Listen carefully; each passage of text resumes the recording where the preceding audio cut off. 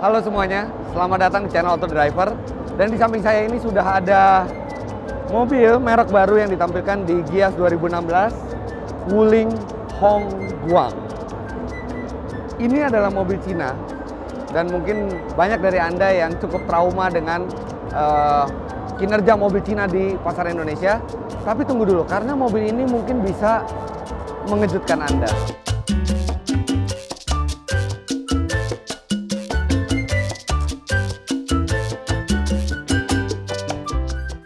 Dilihat dari bentuk bodinya, ini adalah sebuah MPV dan memang Wuling ini akan dimasukkan untuk melawan Toyota Avanza dan Daihatsu Xenia. Tapi ada dua berita gembira dari bodi ini. Yang pertama, oke, kami tahu pasti ini bukan selera semua orang, tapi setidaknya ini adalah satu dari beberapa mobil Cina yang desainnya itu tidak meniru mobil apapun, minimal desainnya original. Kemudian yang kedua, dia memang bertarung melawan Avanza dan Xenia, tapi dia memiliki panjang 4.500 mm, yang itu artinya 300 mm lebih panjang dibandingkan Avanza Xenia, sehingga di atas kertas dia mestinya luas. Tapi sebelum kita masuk ke dalam, kita lihat dulu apa saja yang ditawarkan Wuling ini di bagian luarnya. Ini logonya, huruf W. Dengan beberapa bentuk itu ada miripnya dengan logo dari Mitsubishi. Kita lihat ada diamond di sini dan ada sayap. Jadi kalau Mitsubishi itu 3 berlian, mungkin ini berlian terbang. Kemudian lampu. Lampu, dia sudah menggunakan proyektor untuk lampu utama, kemudian fog lamp juga sudah ada sebagai standar. Sedangkan lampu jauh diletakkan di sisi luar. Ini agak terbalik dengan kebanyakan mobil yang biasanya lampu utama diletakkan di luar dan lampu jauh diletakkan di dalam.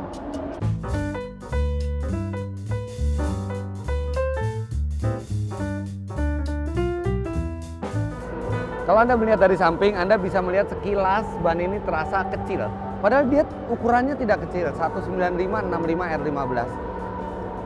Terlihat seperti itu karena memang bodinya tinggi. Saya tingginya 177 cm dan ini hampir sama dengan mobilnya. Kemudian dalam kondisi standar dia juga sudah dilengkapi dengan sand spion serta roof rail. Kaca itu besar sekali. Kalau Anda lihat proporsi kaca dengan bodi ini, hampir 40%-nya mungkin kaca dari tinggi ini, dan itu menyiratkan visibilitas yang sangat baik dari dalam.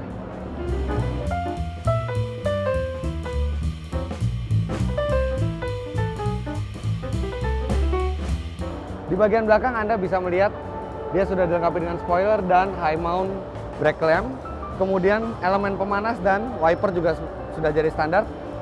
Yang cukup menarik adalah sensor parkir ada 4 buah, jadi dia sampai ke pinggir itu ada sensor parkirnya. Serta dalam kondisi standar dia juga sudah dilengkapi dengan lampu kabut yang ada di kanan dan kiri. Sekarang kita buka bagasinya. Dia memang bukan elektrik, pastilah di mobil harga segini, tapi dia pembukaannya bukan mekanis, tapi ini juga tombol elektrik di sini. Anda juga bisa lihat dalam kondisi bangku itu tegak semua, masih tersisa ruang yang cukup besar di belakang. Bahkan saya pun masih bisa masuk ke dalam. Bangku belakang juga bisa dilipat 60-40. Ini yang menyenangkan bahwa untuk penumpang tengah di belakang, walaupun dia tidak menyediakan headrest, tapi masih ada seat belt 3 titik.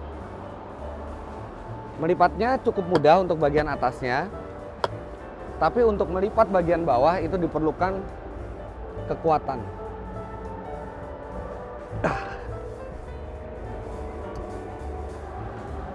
Seperti itu. Sayangnya dia tidak bisa, karena dia tidak melipat ke samping, jadi memang agak terbatas ruangnya. Tapi minimal dia bisa membawa barang yang mungkin di kisaran sekitar sedan medium sampai sedan big kapasitas dari bagasinya saat bangku dilipat.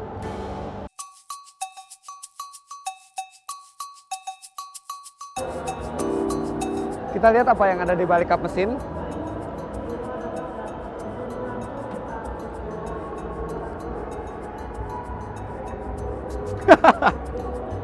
Maaf. Kita kalau di Honda mengenal ada istilah VTEC, Di sini agak berbeda. Pitek. Seperti pitek kalau diucapkan oleh orang Sunda. Maaf. Mungkin pitek ini adalah jenis dari mesinnya. Kemudian dia juga dilengkapi dengan katup variabel yang namanya DVVT. Dan ada logo GM di atas, yang artinya mesin ini juga bukan bikinan Wuling sendiri, tapi itu adalah hasil kerjasama dengan GM. Dari figur yang dihasilkan, mesin ini juga cukup impresif. Dia 1500 cc, katup variabel menghasilkan 110 HP dan torsinya 146,5 Nm, yang artinya dia lebih tinggi dibandingkan Avanza Veloz. Pitek.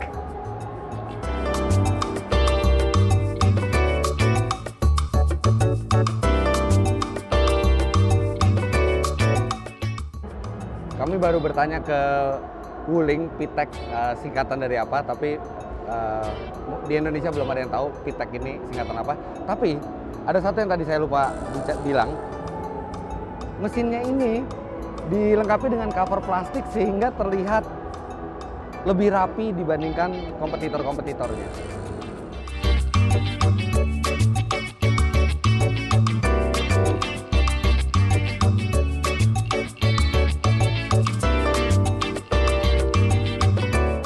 Mobil ini nantinya akan diproduksi di Indonesia mulai bulan Maret 2017 dan pabriknya di Cikarang sebesar 60 hektar. Mereka total investasi di Indonesia adalah 9 triliun rupiah. Dan mereka juga berjanji akan membuat 50 jaringan dealer dari mulai Sumatera sampai ke Papua, dan di Jakarta akan ada 5. Dan itu akan mereka lakukan sebelum mereka resmi menjual mobil ini di 2017. Tapi karena produksi Indonesianya itu belum jadi, makanya sekarang mobil ini masih yang build up dari Cina sehingga setir kiri. Sekarang kita masuk ke dalam. Ini kuncinya. Kuncinya benar-benar seperti mobil kelas di atasnya yang model lipat seperti ini, serta dia cukup istimewa karena dia tidak hanya bisa membuka dan mengunci pintu, tapi dia juga bisa membuka bagasi. Dan kalau tombol unlock kita pencet lama, dia akan menurunkan jendela, dan kalau kita pencet lock yang lama, dia akan menaikkan jendela seperti mobil Eropa, seperti VW atau BMW. Sekarang kita masuk ke dalam.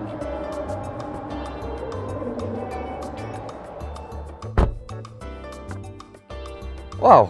Kalau Anda sempat ke Gias, Anda harus masuk ke dalam mobil ini dan melihat betapa mewahnya bagian dalamnya. Pertama, ini joknya jok kulit, dia cukup empuk. Kemudian ada jam seperti mobil mewah di sini. Lantas panel-panel di pintu ini panel empuk, walaupun memang yang di dashboard ini keras dan tipis, tapi yang di pintu ini kulitnya pun halus dan empuk. Kita lihat posisi duduknya sekarang. Dia seperti ada pernya, toeng. Tapi dia tidak bisa teleskopik, dia hanya bisa tilt, naik dan turun. Oke, saya akan paskan posisi mengemudi saya. Bukan posisi mengemudi yang paling ergonomis, memang tidak lebih buruk dari Avanza, tapi dia bukan posisi mengemudi yang nikmat. Jadi kaki Anda menekuk sedangkan tangan Anda sudah lurus. Kalau kaki dibikin rileks, tangannya tidak akan sampai. Dia dalam transmisi manual 5 speed yang di Indonesia, tapi dengar-dengar mereka juga akan memasukkan transmisi otomatisnya. Ya, sekarang kita sekarang kita kontak mobilnya. Nah, di instrumen ini di tengahnya ada layar MID yang sekarang masih bahasa Cina. Tapi kalau kita rolling, ternyata layar MID ini hanya ada speedometer digital, kemudian trip meter, odometer, kemudian pengatur keterangan instrumen. That's it. Sudah. Oh ya, ada satu lagi, itu kalau pintu mana yang lagi terbuka, tapi tidak ada konsumsi bahan bakar rata-rata, tidak ada jarak tempuh masih bisa berapa jauh lagi. Mungkin yang di Indonesia berbeda dengan ini, kami tidak tahu. Ini yang menarik. Audio ini juga dilengkapi dengan slot USB untuk menghubungkan gadget Anda secara langsung dengan kabel, dan ada slot HDMI. Artinya Anda bisa menonton tayangan video dari gadget Anda asal ada sambungan HDMI-nya. Kemudian di sini ada tulisan Navi, artinya navigasi, tapi pada saat kami pencet tidak terjadi apa-apa. Kami tidak tahu apakah akan menggunakan navigasi juga yang di Indonesia. Bahan di atap ini tidak semewah kursinya, dia motif polkadot tapi masih sangat reasonable. Lantas dia sudah dilengkapi juga dengan 2 buah airbag untuk penumpang depan. Power window dia auto untuk turun, tapi untuk naiknya dia tidak auto.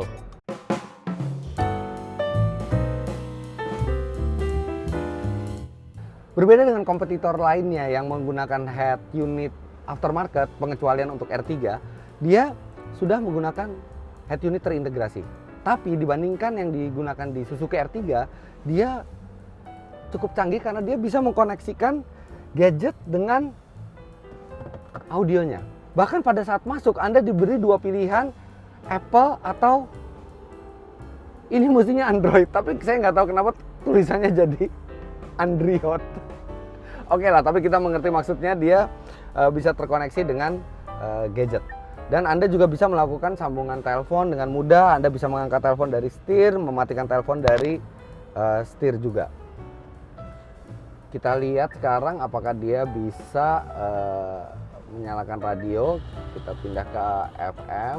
Oh, mengatur radionya juga dengan putaran analog ini sangat mudah.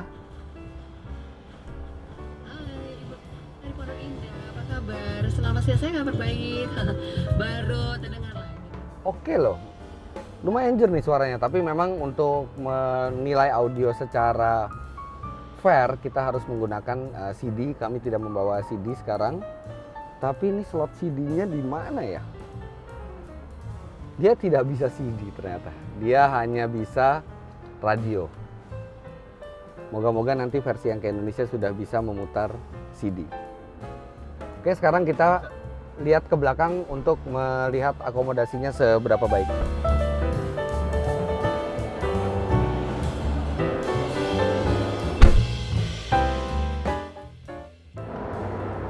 Oke. Di depan adalah posisi mengemudi saya. Dan wow, luas sekali. Dia memang bisa dimajukan dan mundurkan. Ketika paling maju sekalipun saya masih ada ruang tersisa sekitar 4 cm. Kalau saya mundurkan ke belakang, dia sangat lega dan ada bolongan di bawah kursi, ada space untuk menjulurkan kaki saya. Ada AC double blower di sini dan pengaturan kecepatannya ada 3 pengaturan, bukan dengan mekanikal tapi dengan elektrik. Kemudian jok kulit juga masih ada di belakang dan panel-panel kayunya ini sepintas dari visual itu seperti di mobil premium. Dan seperti yang sudah saya duga, dengan kaca yang sangat besar, visibilitas juga semakin mudah. Apalagi pundak Anda saja itu berada jauh di atas pintu. Dia di unit yang dipamerkan di Gias 2016 ini memiliki captain seat. Tapi sebenarnya mobil ini memiliki pilihan captain seat dan bangku yang menyambung. Nanti di Indonesia pihak Wuling bilang akan tersedia dua-duanya. Ini ada slot 12 volt untuk mengecharge. Kemudian dia juga memiliki cup holder, ada 2 di depan, ada 2 di tengah, dan ada 2 di belakang. Memang bukan yang paling banyak di kelasnya, tapi minimal memadai untuk penumpang di mobil ini. Sekarang kita pindah ke belakang. Oke, saya akan posisikan ini paling maju. Oke lah, mundur sedikit. Oke, ini adalah ya sudah cukup memadai untuk saya yang tingginya 177 cm. Sekarang saya akan pindah ke belakang.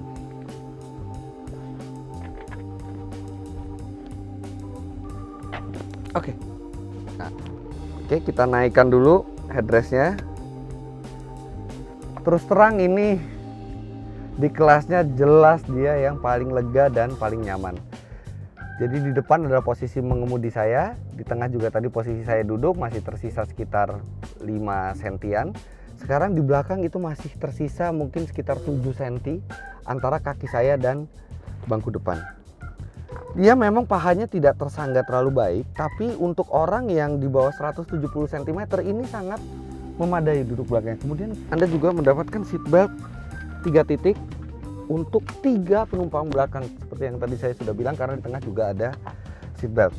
Lantas dia ada sandaran tangan. Ada tempat buat menyimpan. Oh maaf, tadi saya bilang di belakang ada 2 cup holder, ternyata di belakang tidak ada cup holder, tapi dia ada laci penyimpanan di joknya. Serta satu yang sangat menarik adalah slot USB di belakang. Jadi ini kalau Anda mau menge-charge gadget dan Anda kebetulan duduk paling belakang, nggak usah rebutan sama depan karena dia ada. Material memang tidak ada yang empuk lagi di belakang, semua materialnya keras, kecuali yang di tengah masih ada material empuk, tapi di belakang ini keras semua. Tapi headroomnya sangat memadai, legroomnya sangat memadai, dan ini akan sangat nyaman untuk perjalanan jauh. Jelas lebih baik dari Avanza, Xenia, R3, bahkan ini mungkin setara dengan Kijang mungkin.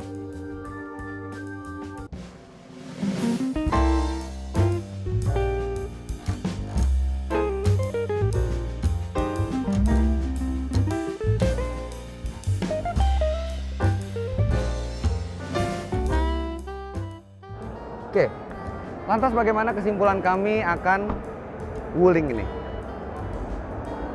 Pertama kita harus tahu dulu harganya. Berapa yang harus dibayarkan konsumen dengan semua kelengkapan yang luar biasa ini? Memang belum ada harga pasti dari Wuling Indonesia, namun diperkirakan mobil ini akan memiliki harga sama dengan mobil yang berskema LCGC. Artinya di sekitar 110 sampai 150 juta rupiah. Dan itu adalah value yang luar biasa. Bahkan dijual hingga range harga Avanza pun kami merasa bahwa mobil ini masih memiliki value for money yang baik. Tapi memang semua pabrikan bisa membuat mobil dengan kelengkapan seperti ini. Satu yang belum pernah berhasil dibuktikan oleh produk dari Cina adalah bagaimana rasa berkendaranya. Apakah dia terasa natural?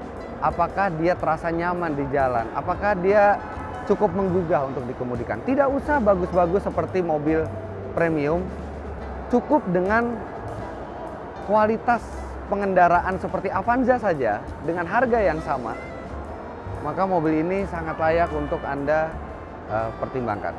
Dan untuk namanya Hongguang itu banyak di sini yang tidak familiar, sehingga kemungkinan besar Wuling akan mengganti nama mobil ini. Belum diketahui apa nama mobil ini nantinya, tapi mereka bilang bahwa akan diganti bukan Hongguang lagi.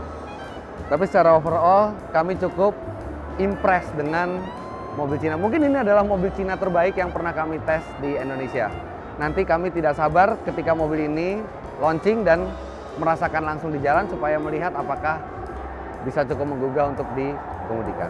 Begitulah hasil kesimpulan kami mengenai Wuling Hongguang ini. Jangan lupa klik like bila Anda menyukai video ini, kemudian komen di bawah. Kami juga ingin mendengar komentar Anda tentang mobil ini. Subscribe ke channel kami untuk tes-tes mobil-mobil terbaru lebih banyak lagi, dan main-main ke website kami di www.autodriver.com. Terima kasih Anda sudah menyaksikan, sampai jumpa di video kami selanjutnya.